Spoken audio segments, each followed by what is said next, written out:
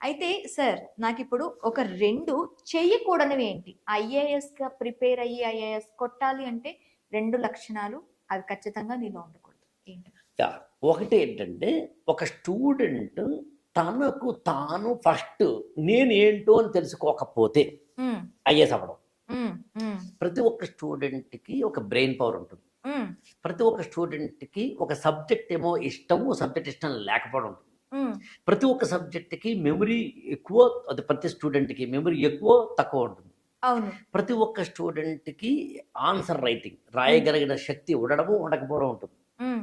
ఒక్క మాటలో చెప్పాలి అంటే, నువ్వేంటో నీకు కనుక తెలుసుకోకుండా దిగితే, నాకు తెలిసి అంతకు మించిన బ్లండర్ మరొకటి లేదు. ఓకే. అది నిన్ను నువ్వు తెలుసుకోవాలిక్కడ.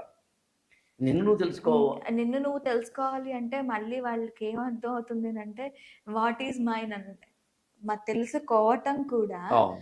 నీ ఎబిలిటీ ఏంటి? అవును. నువ్వు ఐఏఎస్‌కి ప్రిపేర్ అవుతున్నప్పుడు నీ ఎబిలిటీ అది ఎగ్జాక్ట్. చెప్పండి సార్. అంతే. ఐఏఎస్ మంచి క్వెషన్ అడిగావు మాధురి. ఐఏఎస్ ప్రిపేర్ అవ్వడానికి ఎబిలిటీస్ ఒక నాకు తెలిసి ఒక 4, 5 ఖచ్చితంగా ఉంటాయి. హ్మ్. ఒక స్టూడెంట్‌కి ఈ 5, 4 లక్షణాలు లేకపోతే అవ్వడన్నారు. హ్మ్. అది క్విక్‌గా చెప్పాలి అంటే ఒకటేమో కంటెంట్ అంటే సబ్జెక్ట్ నాలెడ్జ్ ఉండాలి. హ్మ్. రెండేమో కమ్యూనికేషన్, అది హ్మ్. రైటింగ్‌లో కానీ, ఓరల్‌లో కానీ. ఇంటర్వ్యూ అయితే ఓరల్, మామూలుగా అయితే రైటింగ్. కమ్యూనికేషన్ తెలిసుండాలి.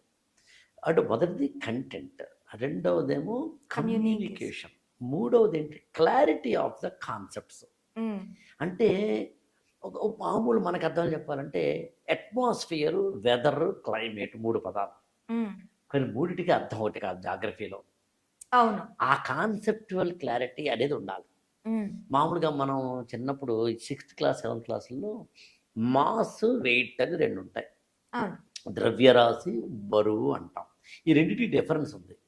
ఇలా చిన్న చిన్న వాటికి కనుక ఒక స్టూడెంట్‌కి కాన్సెప్చువల్ క్లారిటీ ఉండకపోతే, ఓకే. అది ఎక్కడైనా ఎన్ని ఉదాహరణలు చెప్పొచ్చు. వైస్ ప్రెసిడెంట్ ఆఫ్ ఇండియా ఉన్నారు. భారత ఉపరాష్ట్రపతి. హ్మ్. ఆయన రాజ్యసభ చైర్మన్ కూడా. ఓకే. క్వెషన్ ఏంటంటే, అర్థం చేసుకోవాల్సింది ఏంటంటే, స్టూడెంట్ చదువుతున్నప్పుడు భారత ఉపరాష్ట్రపతి అని ఆర్టికల్ చదివేసి, ఆయన రాజ్యసభ చైర్మన్ అని చదివేస్తే కుదరదు. ఎందుకు ఆయననే రాజ్యసభ చైర్మన్‌గా పెట్టారు? ఎందుకు ప్రెసిడెంట్‌ని ఆయననే పెట్టొచ్చుగా. ఉపరాష్ట్రపతి అయ్యాడు. అయ్యారు. నువ్వు కూడా ఓకే. ఐఏఎస్ అవ్వచ్చు తెలిసినా? ఇలా ఇలా ఆలోచించడమే. అంతే. తిరగేసి ఆలోచించడమే. ఓకే. కళ్ళున్నోడు ముందు చూస్తాడబ్బా! దిమాగున్నోడు దునియా మొత్తం చూస్తాడు. దిమాగున్న దునియా మొత్తం చూసేవాడు ఐఏఎస్ అవుతాడు. అవును. అంటే ఏంటి? రాష్ట్రపతిని పెట్టొచ్చు కదా! హ్మ్. హ్మ్. మరి ఎందుకు ఉపరాష్ట్రపతిని రాజ్యసభ చైర్మన్ చేశారు? ఓకే. ఇది కనుక క్వెషన్ చేసుకుంటూ చదివితే కాన్సెప్చువల్ క్లారిటీ అంటాం. హ్మ్. హ్మ్. ఇది లేకపోతే నువ్వు ఎంత చదివినా వేస్ట్ అంటాం. ఇలా ఎన్ని ఉదాహరణలు చెప్పొచ్చు. ఓకే. ఫండమెంటల్ రైట్స్ అని ఉన్నాయి. ఫండమెంటల్ డ్యూటీస్ అని ఉన్నాయి. అలాగే ఎకనామిక్స్‌లో క్యాపిటలిజం అని ఉంటుంది. కమ్యూనిజం అని ఉంటుంది. అలాగే world war. World war, first world war జరిగింది 1914 నుంచి 1918 అరౌండ్ 19 వరకు. సెకండ్ వరల్డ్ వార్ జరిగింది 1939 నుంచి 1944 ఆర్ 45 వరకు. నేను జస్ట్ రఫ్‌గా చెప్తున్నాను. 2 ప్రపంచ యుద్ధాలు జరిగాయని మనం చిన్నప్పుడు చదువుకున్నాం. అవును. 10థ్ క్లాస్‌లో అలా చదివితే నాకు అభ్యంతరం లేదు. 2 హ్మ్. వరల్డ్ వార్ జరిగాయి. ఎవరెవరు ఏంటి టిక్ టిక్ టిక్ టిక్ రాసేస్తావు. మంచి మార్కులొస్తాయి. పేపర్‌లో చూసుకుంటావు, ఆనందిస్తావు, స్వీట్లు పంచుకుంటావు. అయితే ఐఏఎస్‌కి అలా చదవకూడదు. రెండిటికి కామన్ ఏరియాస్ ఏమైనా ఉన్నాయా? కారణాలేంటి? కారణాలేంటి? కామన్ కారణాలేంటి? హ్మ్. మొదటిసారి ఒక ప్రపంచ యుద్ధం జరిగిన తర్వాత కాస్త అటు ఇటుగా 20 ఏళ్ల గ్యాప్‌లోనే మళ్ళీ మళ్ళీ జరిగింది. జరిగింది. కారణం ఏంటి? రెండింటికి అంటే 2 సార్లు కూడా కాస్త అటు ఇటుగా జర్మనీయే కారణం. జర్మనీయే ఎందుకు కారణం అవ్వాలి? హ్మ్. 2 యుద్ధాలు కూడా సమసిపోవడానికి బ్యాక్‌గ్రౌండ్‌లో బాగా తెలివిగా చేతికి చమురంటుకోకుండా పనిచేసిన మహా తెలివైన దేశం అమెరికా. హ్మ్. ఎందుకు అమెరికా అలాంటి రోల్ తీసుకుంది? ఇట్లా చదవడం మొదలుపెడితే, ఈ కోణాలన్నిటిని కూడా పీకి పాకం పట్టడం మొదలుపెడితే ఐఏఎస్ అవుతాం. ఓకే. దాన్ని కాన్సెప్చువల్ క్లారిటీ అంటాం. సోషల్ ఇష్యూస్‌లో క్యాస్ట్ ఉంది. సార్ ఇంకొకటి సార్. మాక్సిమం ఆస్పిరెంట్స్ దగ్గర నేను వినే ఇదేంటి అంటే వీళ్ళ పేర్లు ఉంటాయి. ఇప్పుడు మీరు కారణాలు ఏవైతే చెప్పారో వాళ్ళ పేర్లు గుర్తుపెట్టుకోవడం కూడా చాలా కష్టం. హిస్టరీలో అది కూడా వాళ్ళ పేర్లే డిఫరెంట్గా ఉంటాయి. ఆ డిఫరెంట్లో ఉన్న వాళ్ళకి కూడా పేర్లు, వాళ్ళ క్యారెక్టర్స్, ఆ క్యారెక్టర్స్కి సంబంధించి టైం పీరియడ్, ఇవన్నీ కూడా కొంచెం క్రిటికల్గా, కొంచెం వాళ్ళు అబ్జర్వ్ చేస్తే మనకు కూడా బయట నుంచి అబ్జర్వ్ చేస్తున్న వాళ్ళకి ఎలా చదువుతున్నారా బాబు అనే ఒక ఇది ఉంటుంది. సో ఇది ఎలా గుర్తుపెట్టుకోవాలంటారు? నేను ఒకటి ఏదైనా ఎప్పుడైనా కానీ ఒక స్టూడెంట్ గుర్తుపెట్టుకోవడానికి సింపుల్ చిట్కా ఒకటి చెప్తా. ఓకే.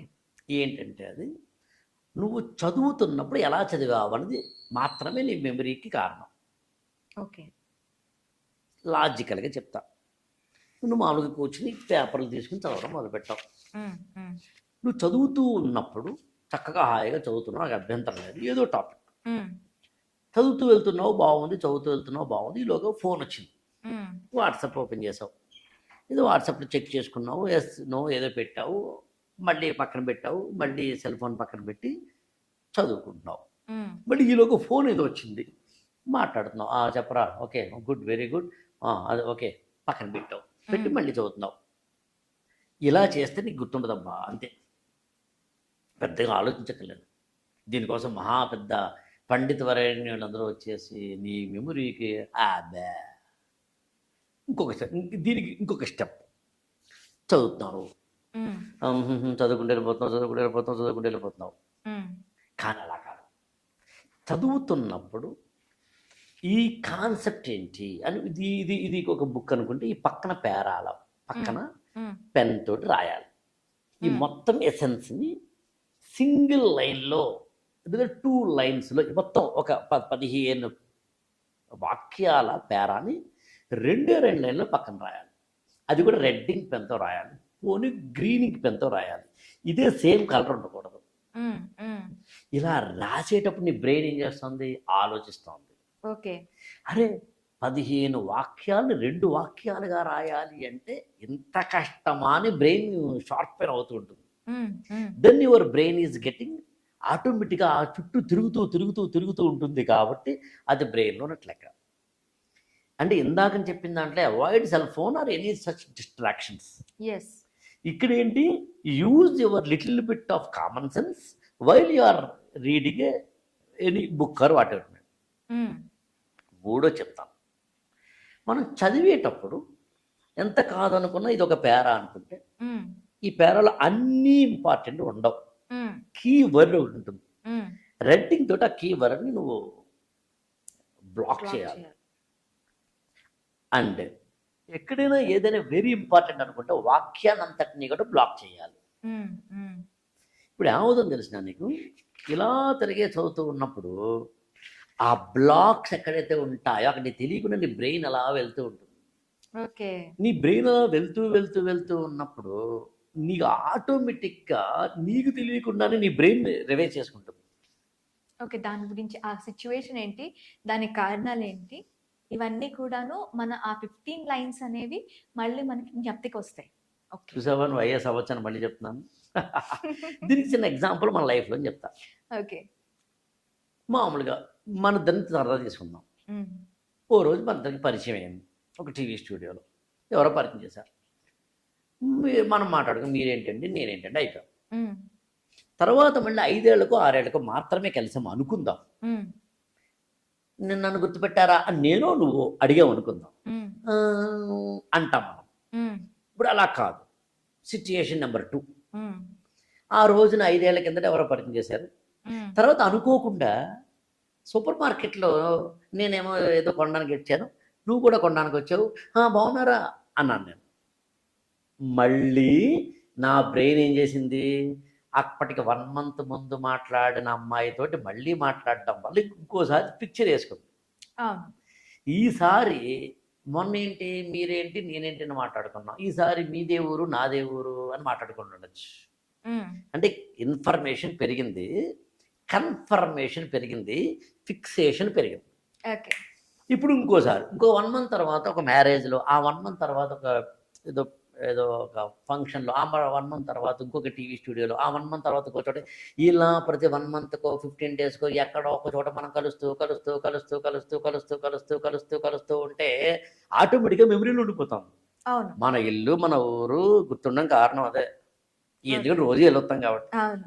ఇప్పుడు తిరగాయి నువ్వు ఇలాగ ఎప్పుడైతే ఇంపార్టెంట్వన్నీ అండర్లైన్ చేసావో లేదా బ్లాక్ చేసావో లేదా రౌండ్ చేసావో అది కూడా వేరే ఇంక్ పెన్ తోటి 5 రోజుల తర్వాత ఒకసారి తిరగాయి, ఉమ్, 10 రోజులకు ఒకసారి తిరగాయి, ఉమ్. 1 వీక్ ఒకసారి తిరగాయి, రాత్రి పడుకునే ముందు తిరగాయి, ఆ రోజు ఏం చదివావో అప్పుడు ఆటోమేటిక్గా గుర్తుంటుంది. సార్ ఎందుకంటే నీ మళ్ళీ బ్రెయిన్ దాంతో ఏమవుతుంది, ఆట ఆడుకుంటోంది, యప్. ఫ్రెండ్షిప్ చేసుకుంటోంది, లవ్లో పడుతోంది, దాంతో బాండింగ్ ఏర్పరచుకుంటోంది.